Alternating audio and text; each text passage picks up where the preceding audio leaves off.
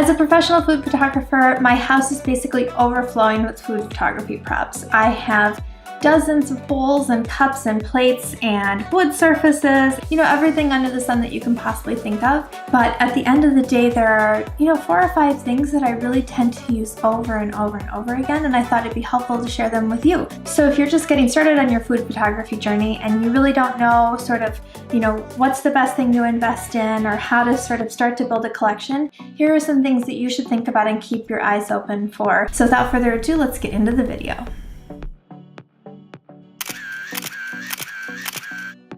So first up on my list is enamelware. My favorite place to find these actually is in antique stores.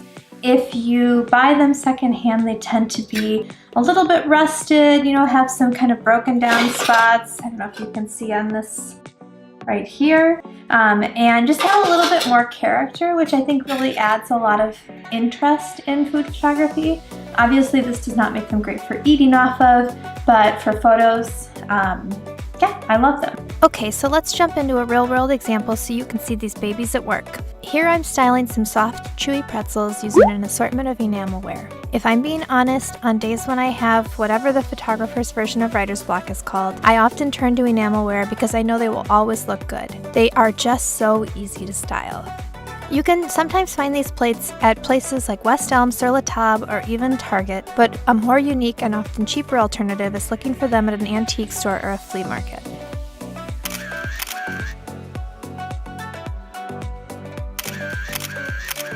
I am absolutely obsessed with all things wood. I really, I think it's fun to mismatch wood types sometimes, but lately I've noticed that I'm tending to gravitate towards sort of like a wood set.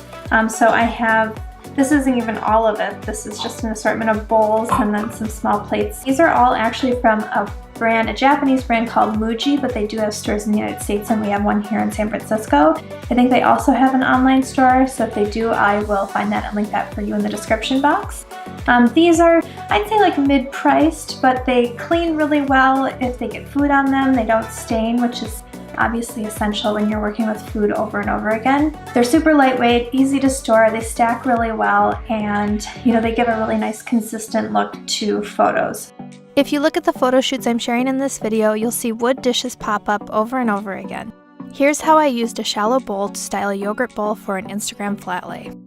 As you can see here, I changed my mind a bunch of times about what magazine I was going to use. I started with a cookbook, but it was too white. Then I tried an over-the-top breakfast recipe from Bon Appetit, but it was too distracting from the main subjects. Food photography is a ton of trial and error, and I almost never get it right on the first try. And yes, I'm definitely wearing pajamas here. Who else counts PJs as an important part of your photography wardrobe?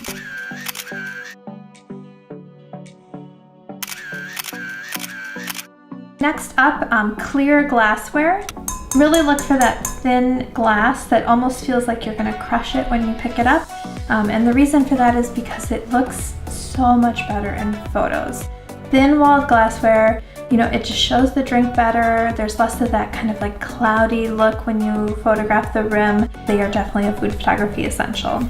I'm styling this holiday punch recipe with thin-walled drink glasses from Williams-Sonoma. I'll leave a link for these in the description box. You can't go wrong with this basic shape for everything from smoothies to cocktails.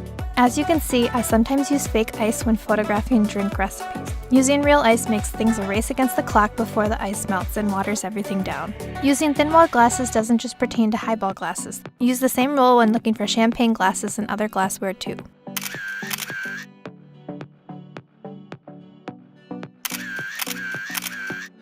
Next on my list, I'll kind of do 2 for the price of 1 for this one. So these are both kind of neutral plates for plating food. The first one is, I really love matte white plates for shooting food photography. So white plates are easy to find, but to find them in a matte surface is a little bit more challenging, but it's worth the effort. So when you shoot on a traditional white plate like the one you might find in a restaurant, they have that shiny glaze on them and it tends to reflect light, so you'll get uneven, kind of uneven lighting in your photos. And then also on the kind of neutral plate aspect is really rustic, unique plates. Etsy can be a great place for this. these pieces are going to be a little bit more expensive. I would expect to pay, $20 to $30 a plate. But the nice thing is, because you're not actually eating off of them, typically, for food photography, you only need 2, maybe 3 of one thing in order to make a whole scene. Okay, so here's a holiday shoot I did for an arancini salad. Etsy is a great place to find one-of-a-kind plates, as are craft fairs. Here's a great hack. If you don't have enough food to fill an entire serving bowl, place an upside-down bowl inside it and layer the food on top. Oh yeah, and there are those wood bowls again. Definitely an essential.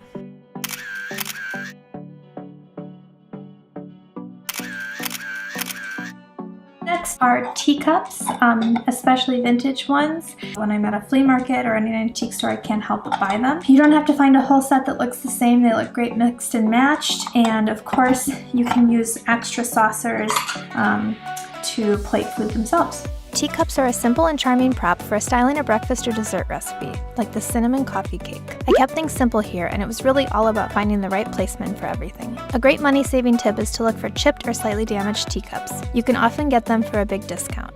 There's no shame in using a little Scotch tape to hold things in place. Whatever gets the job done.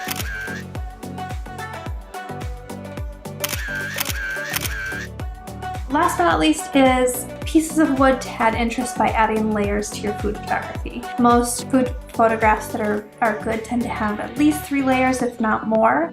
And by that I mean, 1 is the shooting surface, 2 is something like this, like a cutting board that kind of adds a layer, then you put the plate on top of it. You may even have a napkin around it, the plate, and then the food itself, so that would be 5 layers. Next time you find a food photo that you really love, I challenge you to count the layers. I bet there are at least 3. As far as finding this kind of thing, once again, I sound like a broken record, but a flea market or a garage sale or an antique store is a great place for this. I mean, this is like an ugly piece of wood. It's pretty well used, well loved, and almost looks dirty when you look at it, but when you see it on camera, it actually looks really amazing. You'll recognize the following clips from shoots that I've already shared. Those cutting boards and wood slabs show up in almost every recipe I style. Like I said, I'm sharing my essentials. The cutting board I used here, I picked up from Target for about 20 bucks. Look for finishes that aren't too shiny so you don't get weird reflections. Also avoid wood that has yellow undertones. If you're unsure, try taking a picture of it before you buy it. One of the important things about building a food photography collection when you're first getting started is picking props that you're going to use over and over again that you can really get comfortable with, instead of, buying like 100 things all at once when you really haven't developed your style and you really haven't figured out sort of, what's going to be important to you. And so finding these couple things that you really use over and over again can be a great way to save you money and also help you develop a consistent style. If you found this video helpful, make sure you give it a big thumbs up, and of course hit that subscribe button if that's something you're into. And if you want to follow me on Instagram, you can find me at ASideofSweet. Thanks so much for watching. I'll see you in my next video.